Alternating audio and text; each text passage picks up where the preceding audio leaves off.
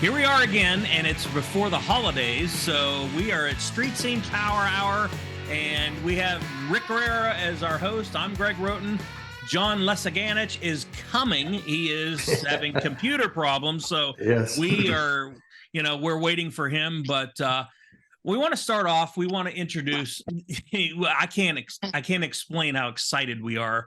We've got Rob Buydos, and he has got a whole list of a resume or a bio that I can't even imagine. When I got sent this bio, it was like, we're so excited to have him on.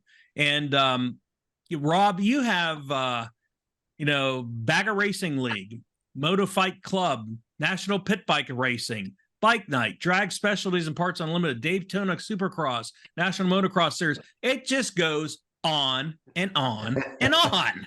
Local boy. And he's local. Yeah, so, from Strutters. You're from Strutters, as they say it, Strutters. Mm-hmm. And John, introduce yourself a little bit for us. Rob. John or Rob? Rob. I'm sorry. Oh, hey, yeah, I'm thinking of John. I'm like, where is he? He's not here yet. So Rob, please go just introduce yourself to us and our audience. Well, thanks, guys.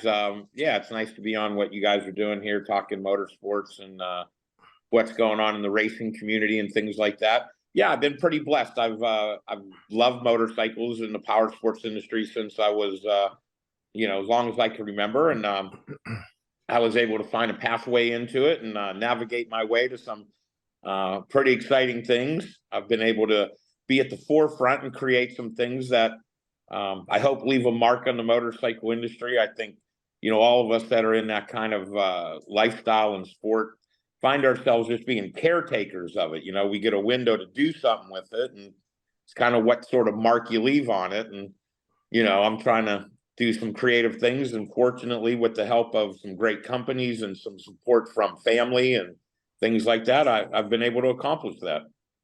Great. Where'd you start out at, John? Oh, Rob. John. Rob. You got me saying it now.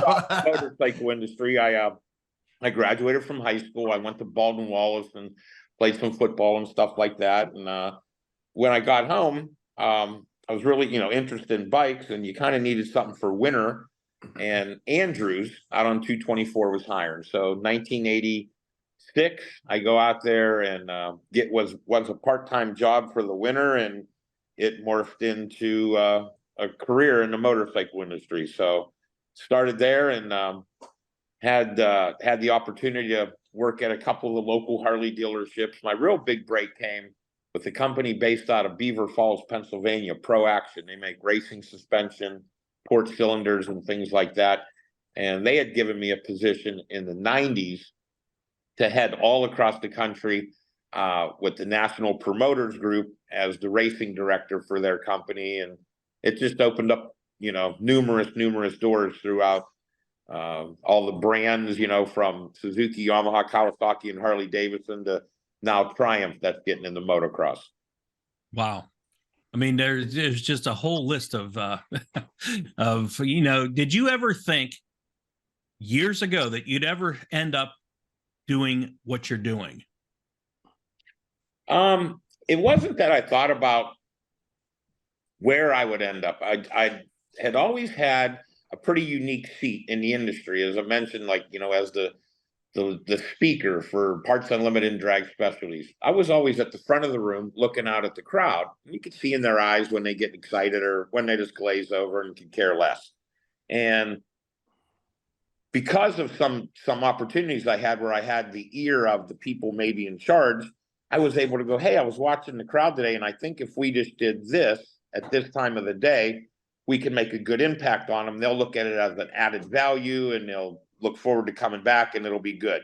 And they kind of entrusted in me years ago some of these small things that sort of steamrolled into bigger and bigger opportunities to entertain the crowd, do some things, have an impact on it, have the ear of the community and get their support, whether it be with product or financially. So it's been very, very rewarding and interesting, but I still feel like I have an awful lot to do.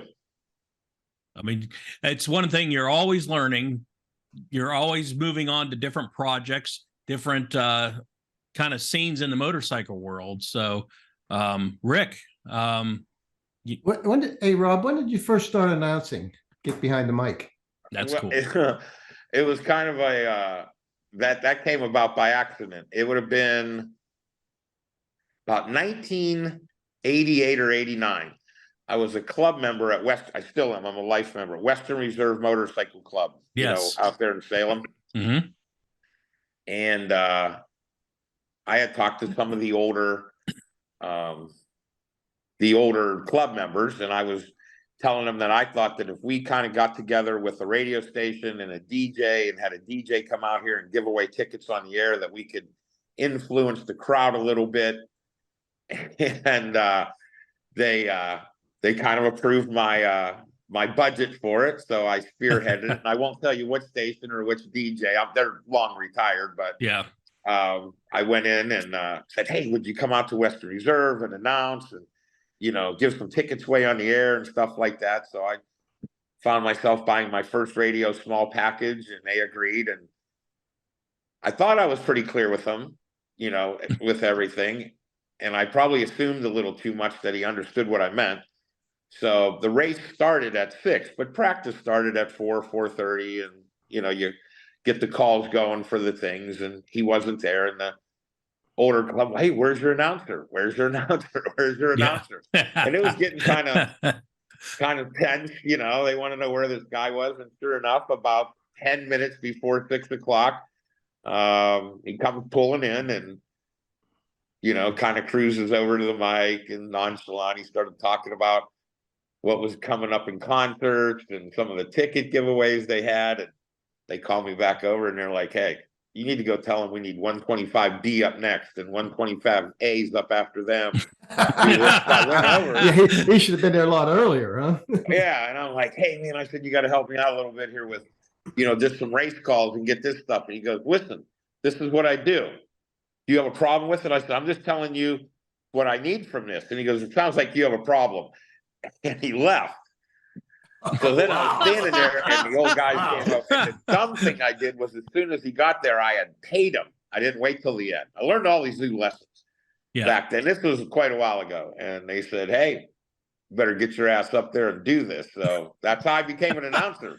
And what was your feeling when they threw you right into that and be like, "Here, just do this"? And it's like, I've always had a pretty unique, personality on that stuff. So I wasn't scared. I was just bummed that it didn't work out the way I'd really envisioned it working out. We were going to have this local DJ that everyone recognized his voice, and it was just going to make us high end. And, but what it did was it opened up a door for me to go out, and, those nights were 5-6 hours long. So by the time we got to nationals, that was cakewalk when you're doing 4 races on a weekend.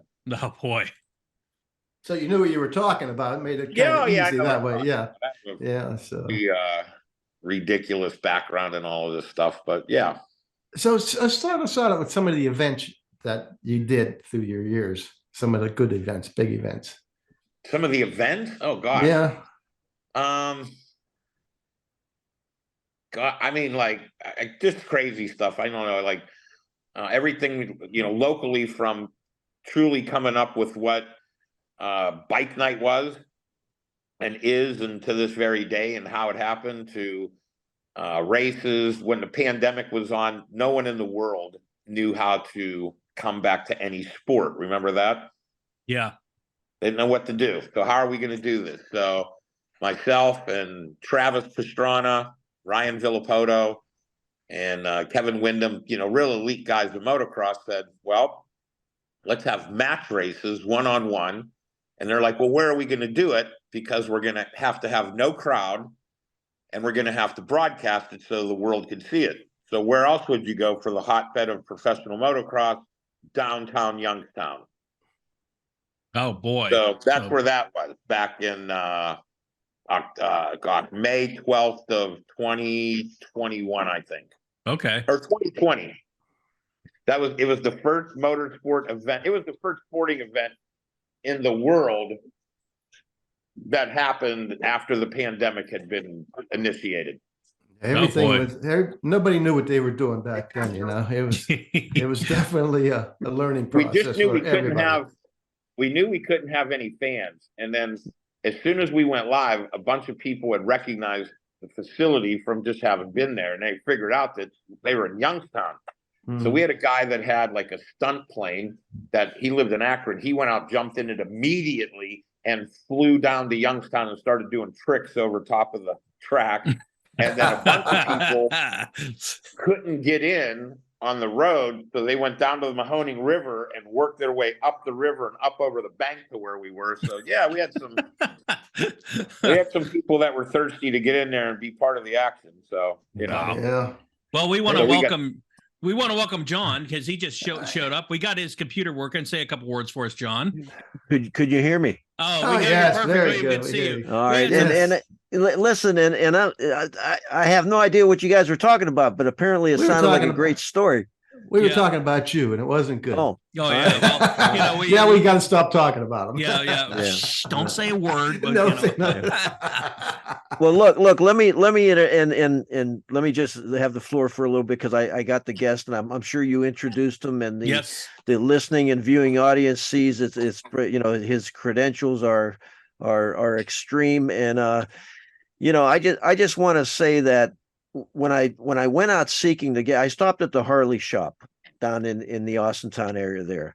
And I walked in and they, I asked if we can get a guest for the show and they gave me Rob. So I did my due diligence and started doing a little research on Rob and thought, maybe we don't want him on the show because, some of our positions may be in jeopardy after some, Yeah, he might be. We might be replaced. Yeah, so, with him. but Rob, let me say this, and let me give you a little bio. When I grew up, and I'm the senior on this staff here. He's the old Yeah, guy on here. Yeah, I'm the oldest guy. Old geezer, yeah. When I grew up, my dad worked down the mill, or if your dad worked down the mill, or a relative or a supporting industry, they would always build the go-kart frame.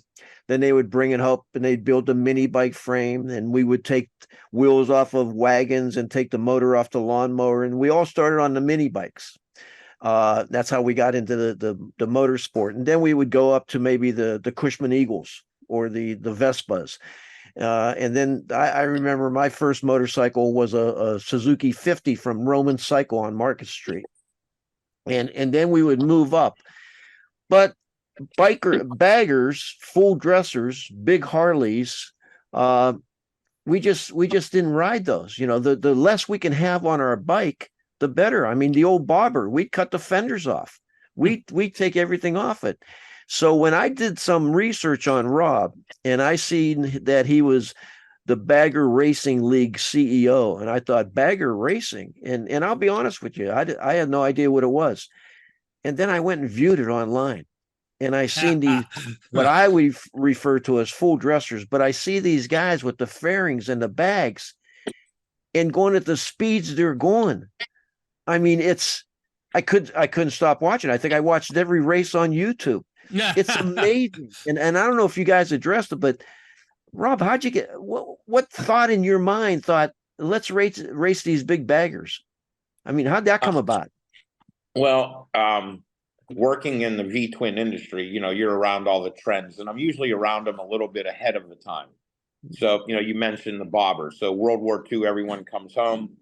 When they smashed the front fender against the wheel, they just took it off. When the back fender got banged up, they cut it off. When the front brake got mangled up and whatever, they took it off. So these guys came home with bikes and they were disassembling them to make them faster, lighter, a little bit, evil looking, the whole bit. And then from there, it morphed into choppers. And choppers, it morphed into some of the billet bikes in the 90s where like Arlen Ness and those guys would put every billet component in the world on them. And one of the resounding things along the way is that you always took your bike and you lowered it as much as you could to the ground, really get it so that sitting steel, it looked as evil as it can humanly look. It was, just imposing sitting there. Well, a few years ago, excuse me, guys were raising them way up. and starting to do stunts on them, the wheelies and the drift, the big rolling burnouts and things. And as you saw the bikes, you're like, these look nothing like the traditional show bike. I'm like, you have to showcase why. And again, I started with front to cough. I don't know what you guys were talking about, a tickle in your throat. Yeah. Oh, I got one too. Don't worry, Yeah, I'll start yeah. before you know it. You threw it through to me. So these taller bikes, they didn't have the same look. And you're like, well, it's what the kids are doing, and it's going to stick around. But if they start to put them in bike shows, the traditional judging of what was a cool Harley, it was going to be terrible. So we worked it out that if you were going to showcase why you did all this stuff to your bike with the better suspension, the better motor, you'd take the floorboards off and put these kind of smaller pegs on so that you could whip the bike around a lot better. I'm like, let's take them to a racetrack and show them that you could race them. No one in the world, literally no one in the world, like, you know how when we went to the moon, you know, China wanted to get there, Russia wanted to get there, no one wanted to go to a racetrack on a bagger. So No, I talked 12, not at all.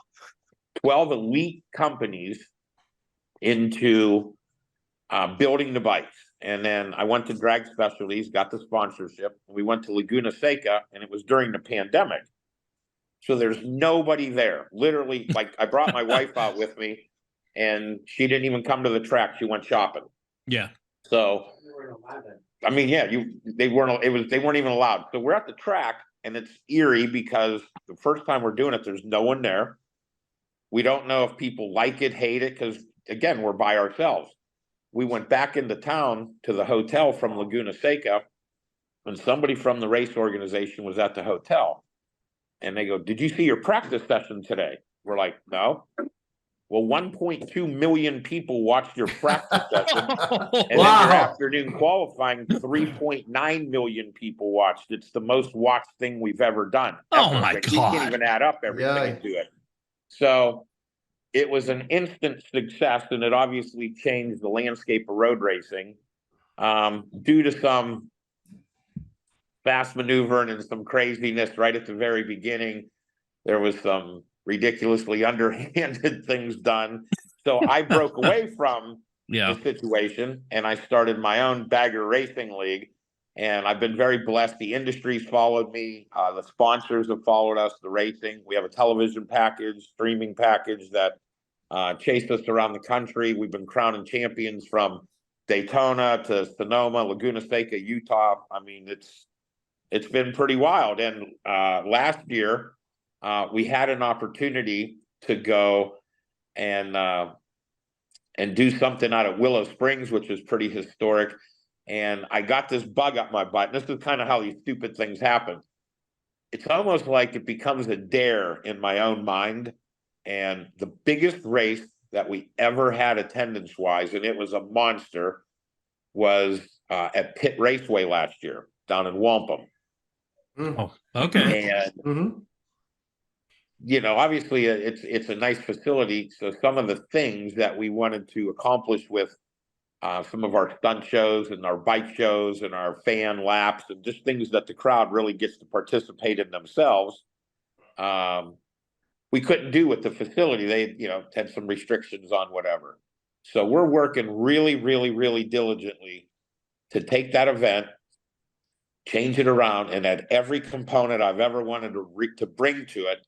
And I really believe that if we harken back to Paul Newman and Steve McQueen, we might just ignite Nelson Ledges this year and turn it into a world-class stop with television coverage and everything. So it's just something I want to do. I'm like, I like being local.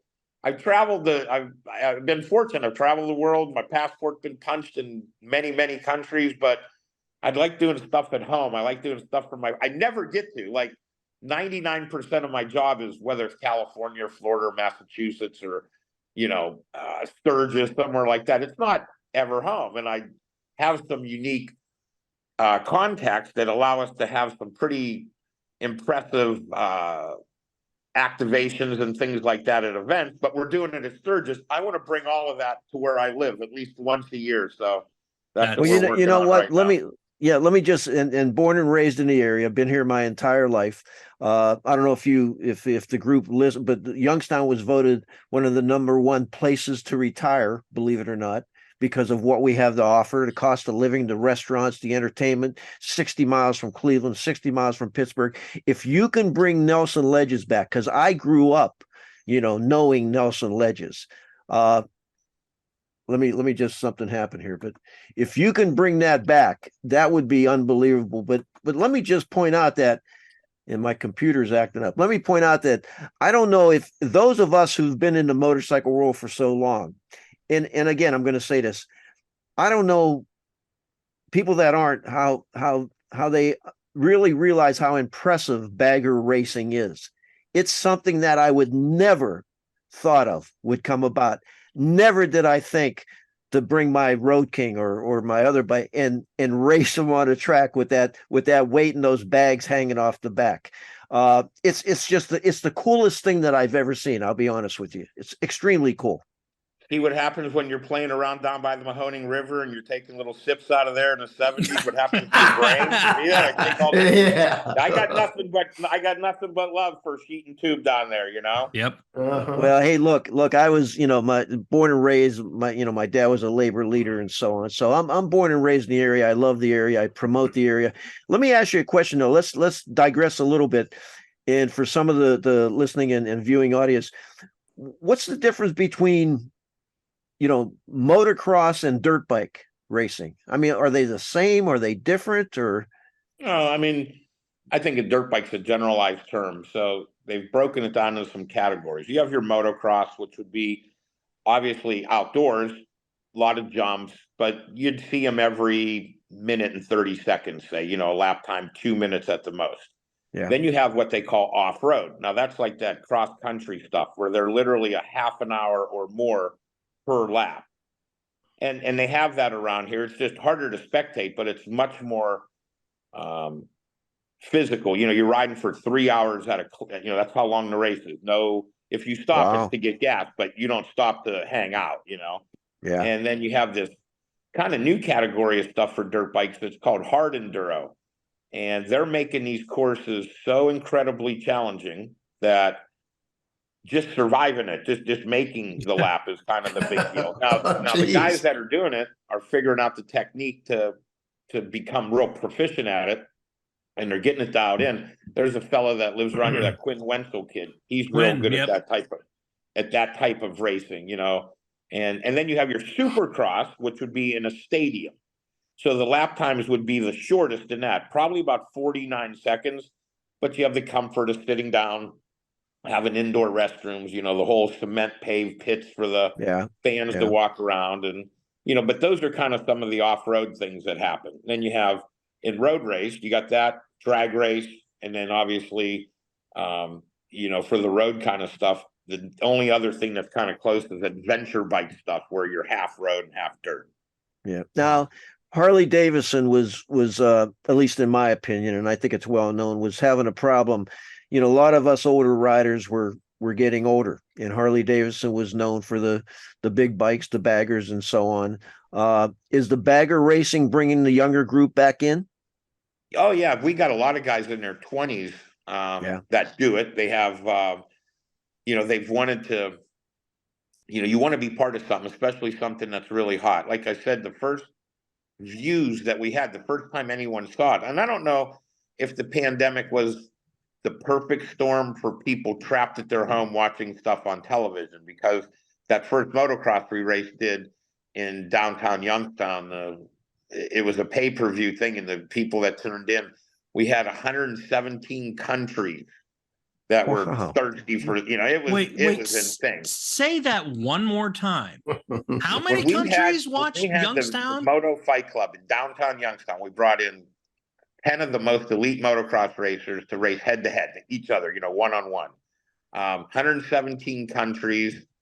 It's still, I can't even tell you the numbers. I haven't looked in a while, but it's still one of the most, people go back and watch it because it was dead in the middle of the pandemic. We had to make sure that we didn't have any trouble with any people or government or anything like that. We have a friend of mine got in touch with a what do you call it when you're in a fraternity, a fraternity brother, I guess, Yeah. right? Yeah, Mhm. frat That brother. is on Frat the brother, yeah. Mhm. presidential Secret Service. That's who our security was for that event. We had a guy from the presidential Secret Service. He had codes, he had phones, he had little stat phones.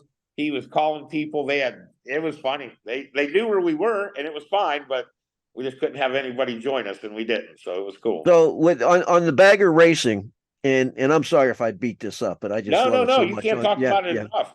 Yeah, on the bagger racing, you have the Harley Davidsons and the Indians. Do you limit it to that, to the V twins, or because when you get into motocross and other racing, you see all the other makes, the Jap bikes, and so on. On the bagger racing, we limited it to those two models. Well, the road racing community, the Ducatis, Hondas, Yamaha, Kawasaki, Suzuki, they've had a platform since the 50s in road racing. And occasionally Harley's dabbled in it, but it was always kind of with an 883 or a Sportster, not exactly the bike that the majority of their customers wanted to own, but, you were watching them compete, so it was interesting.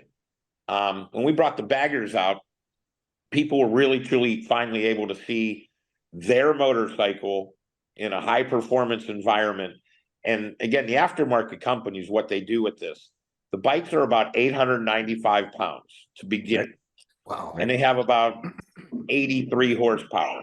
Yeah. When we're done, they have 205 horsepower and they weigh 518 pounds. So it's like they take on quite a transformation, not so much visually, but what was a steel subframe is now titanium. What was a big giant chrome set of dual pipes with the catalytic converter is now a full stainless cone exhaust, things like that. Floorboards turn into microscopic foot pegs that are in the rear set position. Just all the technology that they're pouring into this thing. And they're making it for the customers. You could open up a Drag Specialties catalog and go in there and start ordering this stuff. Our newest class, we have a class for the pro baggers. So we had that kind of covered, the elite of the elite. Some of the bikes are probably 160, 170,000 bucks. Okay. Wow. And we have that class. Wow. We've got it. And then we have an intermediate class where the bikes aren't quite as much, but the skill level is burgeoning and they want to become better, but they're just not there yet. So we had that. But I needed that pathway class. How do you come into this? So for the first time ever this year, we have a thing called Super Street. So you're limited to how long your shocks can be. Some of the super expensive parts, they're wonderful for lightening the bike up and all that stuff, but they're not a necessity. So because they're so expensive, we outlawed them. You just can't even have them. Now your bike's not going to be as light as that bike, but the parts that were saving you are $5,000, $6,000, $8,000 a piece, and there's probably 5 of them. You just don't have to buy. You're not allowed to buy. Now if you want to advance and buy all this, go for it. But if you want to come in and try it without breaking the bank, I think we have a way to do that. Are you gonna is it gonna be limited to HDs and Indians, or are you gonna allow victories? American V twins. Like I said, these other classes, they've had decades of having racing for them. If you have a Ducati, you can go race probably 50 a year. Yeah. What about the victories? The victories still being made? No, Polaris, who owns Indian, shelved that, 5 years ago. It was kind of a vicious thing too. Like they had them on Saturday, and on Monday they shut it down. It was one of those things. Yeah. I wasn't really sold on the victories. It looked like a George Jetson bike to me. I just it was, it had some stuff that is still pretty cool, but it's hard. I mean, Harley had an uninterrupted run of 121 years now. And, I mean, your dad, your uncle, your grandfather, the guys that you looked up to in the bike world, they had one. And it was one of those things, it was like a rite of passage. For a long, long time, you didn't get one at 18 years old. They didn't even want you to buy one then. Now they're figuring out, man, we better get these guys younger. But they're finally coming out with some things. And the events around, like Sturgis and Daytona, places like that, they've altered their perspective a little bit to try to include stuff to get a younger generation out there too. Yeah, they're going to have to. Do you think HD is going to? I know these bikes are made with aftermarket components. Do you think HD or Indian's going to put out a bike race ready? Indian put out one this past year in a commemorative thing. They made 29 of them, and they were $92,000 a piece. God Wow. dang, you're And kidding. they sold all of them. Now Harley, Yeah. I hear, haven't seen it. I hear, you know how they do the CVO bikes? Yeah. Kind of their special editions. So their new CVO came out in Milwaukee, and then you know, every dealer in America got one during their 120th anniversary, and they were silver or orange, and I think they came in around $52,000. Now they were a bike, you know, the paint job and some stuff, and now I hear they're coming out with a bike, and I believe it's January when they'll release the next batch. And this one's going to be race inspired with a lot of race components on it. It'll be more tribute than actual pure race, but it'll be the closest they've ever come to making something with a performance-based thing, not a styling cue based thing. Yeah, and the reason I asked, when I stopped at the Harley shop, and years ago, again, you know, bringing out my seniorness here, if that's a word, seniorness, but you know, we never seen three-wheelers. You know, the only three-wheeler Harley we would see, it was leading a funeral or chasing parts, you know, as a parts bike. I walked in the Harley shop now, they got some laid out three-wheelers there. I mean, some beautiful trike bikes. And then you start looking at the prices. And I know they're worth it, don't get me wrong, but you know, back when I bought bikes, you know, that was like a less expensive means of transportation and fun. These bikes now, 41,000, 39,000, you know, I mean, they're getting up in price. One of the, and you're right. I mean, there's definitely been, you know, inflation's taken its toll, and interest rates right now are not in the favor of the 84-month kind of purchase. But I mean, you think about it, like, you know, I know you guys do a lot with the hot rod cars and things and whatnot. And I grew up in a hot rod car family. And I remember going with my grandparents to buy cars. And I remember, you know, we were talking off air, there were some Dodge station wagons in the mix and some different things like that. And then I remember pickup trucks. Now, this would have been early 70s. Yep. They were like $2,500. Oh yeah. A car was 48, 51, 50. Pickup trucks were 28. Now they were pickup trucks are $79,000 for a base hot rod pickup truck. Yeah. Bare bones. Yeah. They were bare bones back then. You had vinyl seats, you had rubber floor mats, they were a truck. Yeah, they were just a work truck. Yep. But I mean, my one, he bought it was a two-tone Dodge D100 or whatever it was. And I remember it had air conditioning in it. And we didn't have any car in our family that had air conditioning. We had a pickup truck. My grandfather's pickup truck had air conditioning. Yeah. And it was just like, but it was compared to the cars, you could have bought two of them, you know? Yeah. And now you can't buy a truck for, I don't even know, it's insane how much they are. I think a cheap one's probably around 40 grand or 45 grand. If that, that's a cheap one. Yeah. Well, what surprised me, I have to jump in here, is the when they came out, you remember the Wagoneers, the Grand Wagoneers. Have you priced one of those? They're over 100 grand. Yeah. My daughter has a Grand Cherokee or something, and you know, she wanted it. She, you know, had her money and she made a decision on it. And I don't know if it's the greatest car ever, but you know, she liked it. But anyways, let's get back to motorcycles. Yeah. Rob, let me ask you, what's, you know, and I'll put you on the spot here. What's you know, you win the Mega Million, whatever. What bike would you go out and buy? What's the bike that you're looking at? You know, John, you took my question. That was my question. That's always my question. But go ahead. Sorry. I've been pretty lucky. I mean, my wife doesn't give me too much grief on buying bikes and stuff, so I've been able to have, I don't want to say every motorcycle I've ever wanted, because there's for sure some, but I've had some pretty cool bikes. Probably one of the cooler bikes I've ever had was, I had a Suzuki RG 500, which is a two-stroke road race bike. I've had a lot of really, really nice FXRs and Softails and bagger Harleys and things like that. I have a couple bikes right now that are down at the AMA Hall of Fame Museum on display. Where's that at? Pickerington, Ohio. Okay. Pickerington, Ohio. So Okay. you go down there, and then I guess right now, if I was kind of push come to shove, what kind of bike I would buy? I mean, there's some real classic things like Bruff Superiors and Matchlesses and things that, you know, have this historic place. But honestly, I'd probably buy a 750 triple Kawasaki. No kidding. Wow. My That's first cool. street bike that my dad gave me was a 500 triple, and I wanted the 750, so I'd go back and get the purple one and be done with it. Yeah, I think you and I, when we were talking on the phone, I told you one of the neatest bikes I had, and people confuse them sometimes, but it was the Honda Silverwing, and it was the 650, and it was kind of like a gold wing that would shrunk down. Yeah, they're like a Moto Guzzi with the opposed cylinders, right? It was cool as can be, and the coolest part about it is you take it off and you make it a solo seat rider.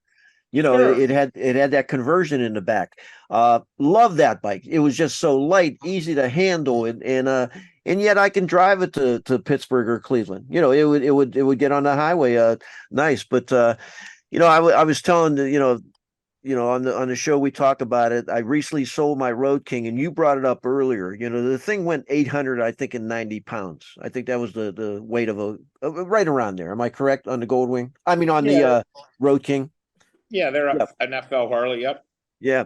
And I was taking it out for a cruise, and you know, I stopped at the right down the street from me and put my leg down, and my knee went out on me. And I felt it pop. Oh, geez. And I thought, and I felt the bike, and I'm trying to hold, and I'm thinking, I got to hold this 900-pound bike up. This thing goes down. I mean, there's a way to pick them up, but I don't want to be on Kirk and Raccoon trying to pick up my Road King, right? So I turned around, came back, and my wife, like your wife, Rod, she never complains about biker riding. And she says, well, what are you doing back so early? And I says, you know, I think this may go up for sale. I said, I may put a for sale sign on it. And I did sell it. I'm not into the trikes, you know, and I don't know if I would, they're beautiful. But as I said in some of our other shows, I'd like to get into the, you know, what I've referred to as the little puddle jumpers, the old little, you know, 125, 250s, the old Harley Hummer, you know, and just stay in the bike scene and enjoy the riding. But I don't know if I'm into I know I'm not going to bagger race. I hate to tell you that, Rob, but What I need you to do is I need you to come watch and bring all your friends, especially. Oh, there's no doubt. Where's the closest place? Where's the closest like place? I said, I'm really trying to reignite Nelson Ledges this summer. So I'm going to count on you guys for to come out. You're probably going to have a live podcast from there. You'll probably have your booth set up, Armstrong TV. You'll be talking to people from around the country. Well, you gotta let us know. Will be blowing it up. You gotta let us know. That is what this area needs, something like that. I mean, there's a lot to offer, but that is something that's lacking, and we need that around here.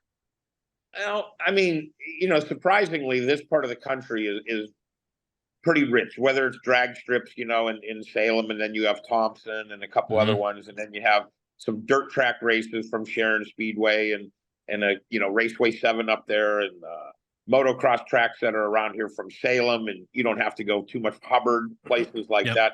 Like, we're pretty lucky, and the level of rider that comes out of this area tends to be on the more elite side. We've had some really high-end racers come out of Northeast Ohio in every discipline, and I think a lot of that has to do with the terrain they grow up riding on, and then just how competitive everyone else is around here. So by the time you go take on the rest of society, you're kind of up to speed with how fast you got to go to win. Yeah. And you know, one of the problems that I had when I was, you know, and one of the other reasons I sold the Road King is a lot of my guys. Sunday was a great day for us. There'd be 10 to 15 of us, and we would do an all-day tour. We'd get together, have breakfast, and I enjoyed that. Most of the guys, you know, you hate to say it, a lot of the guys died, passed away. Most of the guys moved down to Florida, sold their bikes. So I seen myself riding alone, which is okay, but it wasn't as fun. But the problem that I had with my riders, we'd get on the freeway and we'd be going somewhere. I'd wait 15, 20 minutes off the exit for them to show up because I got to ride fast. It's just when I got on the bike, I had to go fast. And I'm not promoting that. Don't get me wrong. I'm not suggesting that for some other riders, but part of that riding is that wind and speed, at least for me. Yep. No, it's enjoyable to get out there every once in a while and clear the carbon out or something. If you head up to Geneva and you take 534, come halfway down 45 and then zip over to 11 and rip back into town. But anymore, like for me, my favorite riding is going as slow as I can on the back roads. Oh yeah. Just looking around at. I mean, we're at the tail end of the Appalachians. You head down towards Darlington, Pennsylvania, or out in that kind of neighborhood. And you're up and down hillsides and looking over rivers. We really are blessed with some amazing regions. I know it's kind of funny, but a couple of years ago we worked closely with the AMA again on the Hall of Fame and different races. And if you go to the AMA Motorcycle Museum, top 15 roads in the world. I don't know how it got on there, but Route 170 from Poland to Calcutta is number 14. No kidding. I'm Wow. like, really? And then you get down there and you start to come back, kind of up the backside there, up, out of Cal. And there's better roads yet, but Route 1, I didn't say it. It doesn't have, up for debate. The world's voted on it. And that's what they claim. Now, the only thing I love it. That's right through Beaver Creek, right? Oh yeah, you go. It's beautiful. You come down Western Reserve and hit 170, and you go to the Backyard Bar and Grill or whatever it is, and start right there, and you end in Calcutta at Route 11. You have completed the 14th best road in America. Wow. I've rode it many times, and it's a blast, and that's what I miss by the Sunday rides we used to have. But no, I hope the bike scene never goes away. I think what you're doing with the bagger racing and promoting it, and so now you threw this at me. I was impressed by you with the bagger racing. I'm really going to start going to the shows. But then you introduced bringing back Nelson Ledges. That's a grand slam, Rob. That would be an accomplishment that would be. I mean, look, the Ross family that bought Nelson Ledges, it's all resurfaced, the whole racetrack, and a lot of the buildings have been upgraded now. Does it have as much asphalt out in the parking lot as Utah Motorsports Complex? No, but if we do it right and we kind of work with it going in mentally, I have a lot of people from California. I got guys from Australia that come race with us. And, you hear it a lot of times, you just got to manage expectations, you tell them, we're going into this place to resurrect it. We're not going into this place because it's state of the art, and I think that because of the way they're going to allow us to really, really explore the entertainment side of things, I think it's going to be our best stop. I don't think it's going to be the uptight, oh my gosh, I think it's going to be the, hey, we're here. And like they said, have a campfire, sit around, enjoy the whole weekend with us. You don't got to go home, hang out with us. The tire warmers go on at 6 a.m. The eggs and coffee are usually on by 6:30. Like, this is a great way to spend your weekend. Oh yeah, without a doubt. I guess what I wanted to ask is there, other than if Nelson Ledges doesn't come to be, what's the closest track where the bagger would be racing? We're actually looking at a couple locations. I'm kind of got my fingers and toes crossed on the Nelson Ledges thing, and I think with just a little bit more maneuvering, we're going to get it done. Okay. Wow. Okay. I want to try to keep my eye on the prize, Do you have enough time right now? You're talking, a few months away, but it'd be 6 months. 6 months. Is that enough time? Hell yeah. we're like ninjas. We move fast. Yeah, that's enough time. So where's the money in the racing? Is it all sponsorship for somebody that wants to be a racer? We've been pretty blessed with a nice crowd. Now we try to keep our ticket prices in the $20 range, so it's not like, there's some of these tickets. You go, oh, I went our VIP tickets, $250. We have an open pit. If you show up, we're letting you walk around the pits. I want you to see these things up close. I want you to hear them when they start up and kind of feel the air move. So you go away with a whole experience, Now, Rob, go ahead. I'm sorry. Didn't mean to please. you. I No. was going to say, where can you get information? If say, if somebody's listening or watching this, how can they get a hold of you? Even if they want to sponsor, if they want any more information, how can they find that information? So we have all the social media, the Facebook and the Instagram. That's Bagger Racing League, and then on the internet side of it, it's baggerracingleague.com. Okay. And I have one question, and I can't fathom if you've got a 500-pound bike. You're taking all the stuff off of it, you're replacing with titanium, and you got a 200 horsepower motor on it. How do you even hang on? This year, when we were at Daytona, on Saturday afternoon, we had a group of guys, and they were not draft aided. They didn't hook up, and they were tripping the timing and scoring at 184.5 miles an hour on a motorcycle. Wow. on a bagger. On a bagger, not just a motorcycle, on a bagger. Yeah. So when you got a bagger, what makes it a bagger? You got the bags on the back, but some guys have leather bags, some guys have fiberglass bags. So it became a slang term. So sure. Obviously the electric glide and then the street glide and the road glide, those are the traditional names of the bikes. Mm-hmm. And when guys started modifying, and the first thing they did with them was they put progressively bigger and bigger and bigger and bigger front tires on them. I don't know if you saw any of those. Oh yeah. You hit a button, the air suspension drops, the bike lays on the ground literally, and then there's this 30-inch front wheel, axle or center hub, the outer wheel, so 60 inches tall, 5 feet. It's insane. And now they looked kind of menacing, but everything else about them was compromised. The braking, the cornering, the ground clearance, everything. You certainly didn't push the envelope on them. You kind of just steered them, rode them around like that, And then when the term started loosely there, it's not a full dresser, that's a bagger, because it was customized. Yeah. Oh, I see. Okay. Into the performance side of it, the bagger term stuck. But for a long time, they added performance bagger in front of it. So it was a performance bagger, and then even the term race bagger, as because now they got numbers on them, and the suspension is so. When they first started, you'd start with a stock bike that had 12-inch long back shocks, and people tried to put lower suspension on or air suspension just to get it on the ground. Now they're putting 17-inch back shocks on them, so it's going up exponentially to get the height, the ground clearance, the lean angle, all that stuff up. I mean, you watch those guys in road racing, they drag their knees and all that stuff around. Yeah. These guys do the same thing. On the bagger. On the bagger.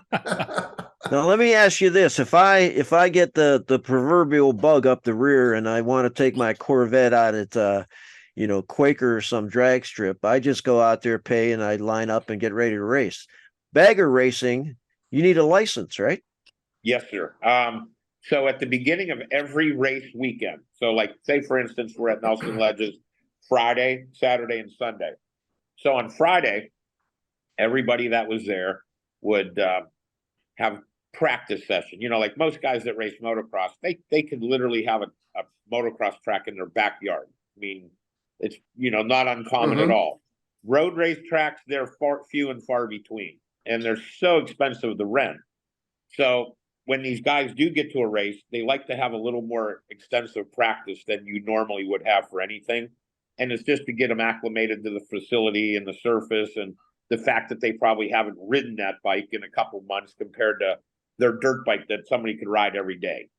So on that Friday, we also have a race school instructor there. And they go through the whole thing. They put you out on the track. They observe you, make sure you're not a hazard, that you kind of have some kind of competency in it. And then by the end of the day, they actually put you in a race with the students from the class that you're in.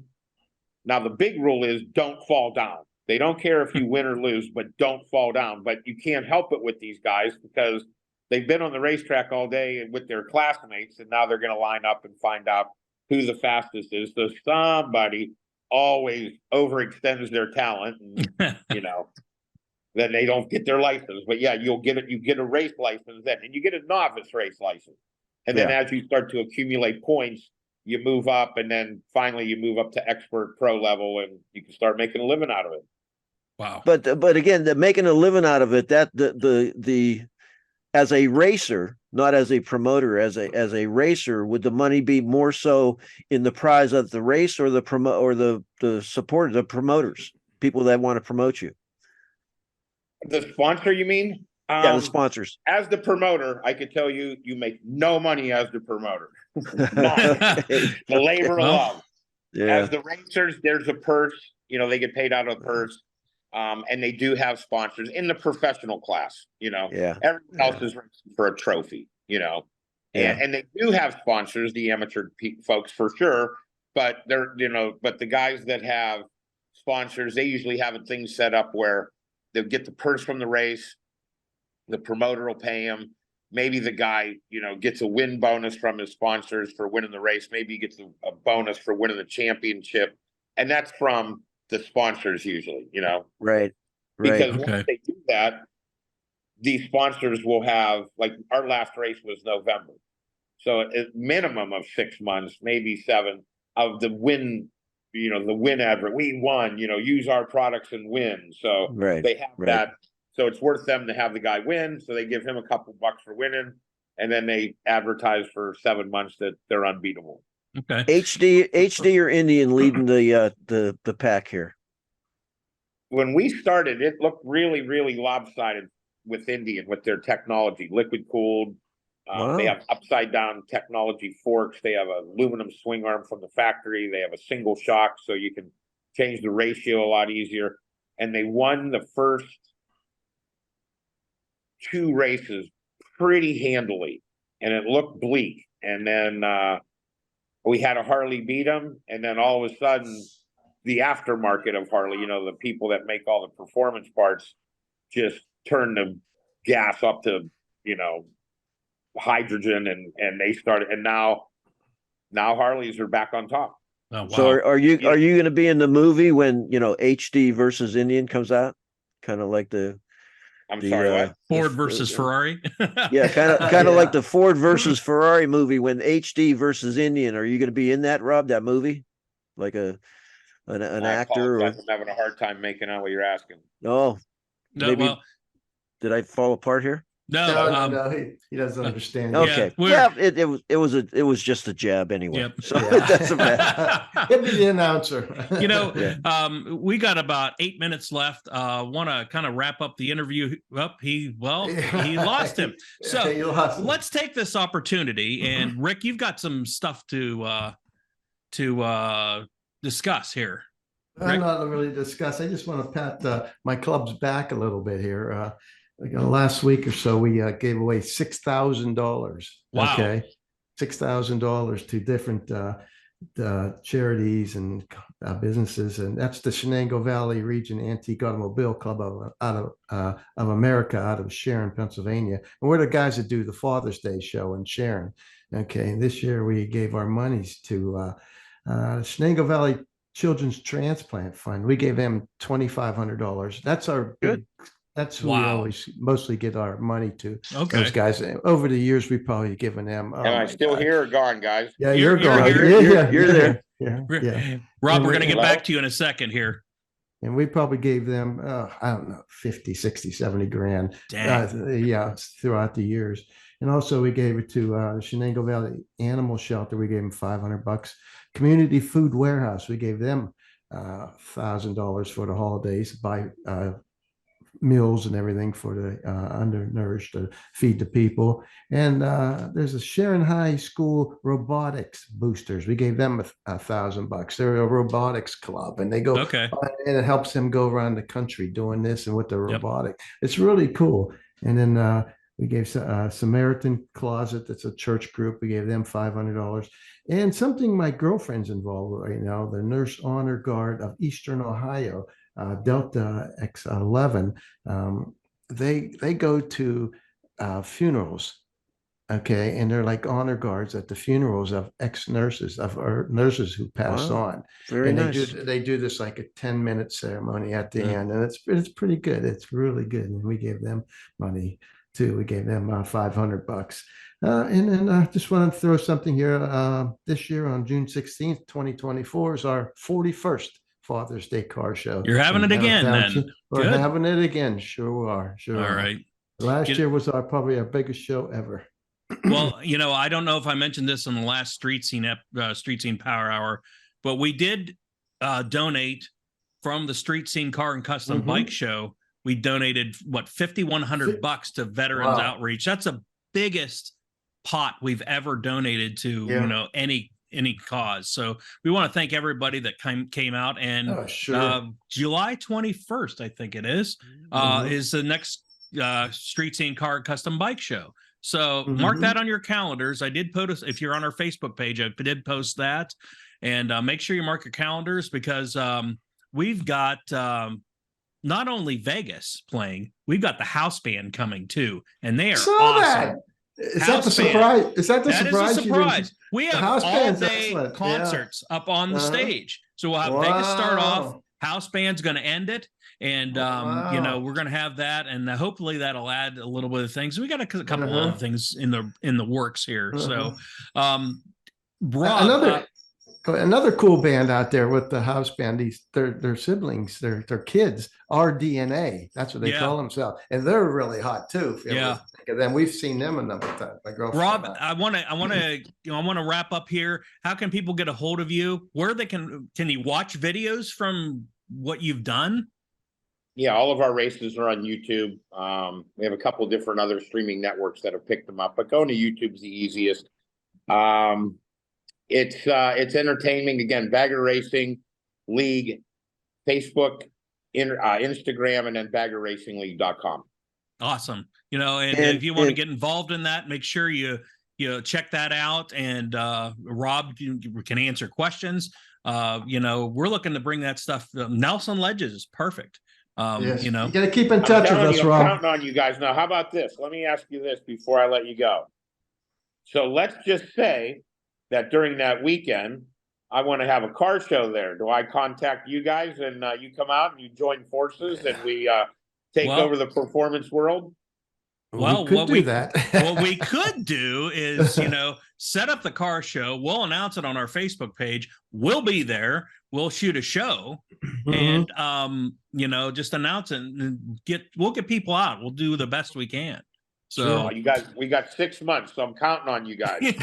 We're going to single-handedly. It's going to be a small militia of us that are going to rescue road racing in Northeast Ohio. That's the way it should be. Yeah, Rob, I'm gonna push it, but here's what I want you to do. And we have that Armstrong car show, and the one we had last year, we had gave away trophies for motorcycles. Didn't have that many show up, so we're going to support your Bagger Racing. We're going to do it with the car show. You get some of your biker friends, make sure they come to our show. July 21st, 2024. It's a Sunday. It's a Sunday. Yep. And we're at? It's Austintown Park. Yep. So we close up the park. On a Sunday, I'm going to put that one down. We race on Saturdays all summer long, so I will fly home from wherever I am and come out. Yeah, because we're hurting on the bikes coming into the we've had we should have had a lot of them last year. Yeah, but what's the most you ever had, so I know what my goal is? We had like 35. Oh, I got you. That's what I'm saying. We had like 35 bikes, so that was our most. I got you. So we're gonna wrap this up here. We got a minute, so don't forget, this is the season, man. This is the season. Merry Christmas. We want to thank Rob Buydos for joining us. You got to check him out. I mean, this is his bio is unbelievable. He's got great things coming to the Valley here. And for Rick Guerrera, John Lesaganich, I'm Greg Roten. We will see you down the road. All right. Thanks, Rob.